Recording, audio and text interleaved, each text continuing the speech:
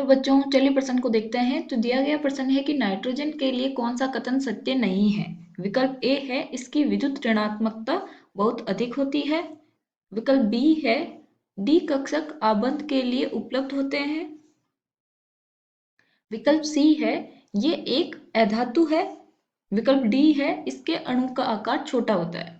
तो हमें बताना है कि जो दिए गए कथन है उनमें से नाइट्रोजन के प्रति नाइट्रोजन के लिए कौन सा कथन असत्य है या सत्य नहीं है। तो सबसे पहले हम क्या लिखेंगे, मुख्य उदाहरण, मुख्य अवधारणा। तो वो क्या हो जाएगा, नाइट्रोजन या जो हमारा नाइट्रोजन है किसका समूह है, 15वें वर्ग का तत्व है। तो हम यहाँ क्या लिख सकते हैं, 15वें वर्ग के गुणधर्म। तो हमें पता होना चाहिए कि किसी भी वर्ग में उसका तत्व का आकार ऊपर से नीचे जाने पे बढ़ता है, विद्युत ऋणात्मकता का क्या मान है, उसमें डी कक्षक किस में उपलब्ध है किस में नहीं है, कौन सी धातु है कौन सी अधातु है हमारे आवर्त सारणी में। तो चलिए हम देखते हैं। तो विकल्प ए क्या दिया गया है कि इसकी विद्युत ऋणात्मकता बहुत अधिक होती है। सबसे पहले 15वें वर्ग में कौन कौन से तत्व होते हैं, नाइट्रोजन, फॉस्फोरस, आर्सेनिक, sp और Bi। ठीक है, तो इनमें से ऊपर से नीचे जाने पे क्या होता है, इलेक्ट्रॉन नेगेटिविटी यानी कि विद्युत ऋणता क्या होती है, कम होती है। ठीक है, तो इनमें से सबसे ज्यादा विद्युत ऋणता किसकी होगी, नाइट्रोजन की होगी।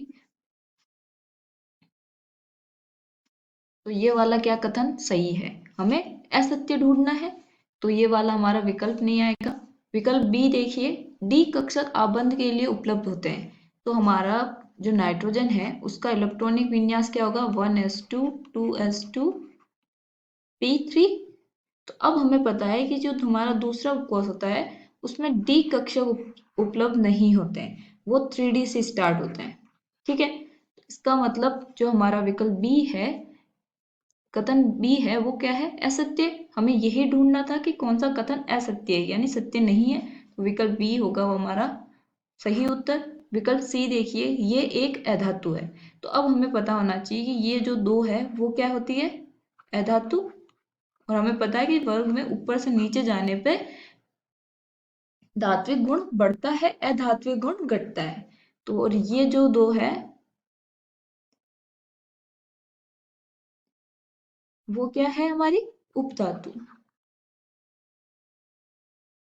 और ये जो है ये हमारी रखती है धात्विक गुण, धातु। तो ये वाला कथन भी सही है, नाइट्रोजन अधातु है, इसके अणु का आकार छोटा होता है।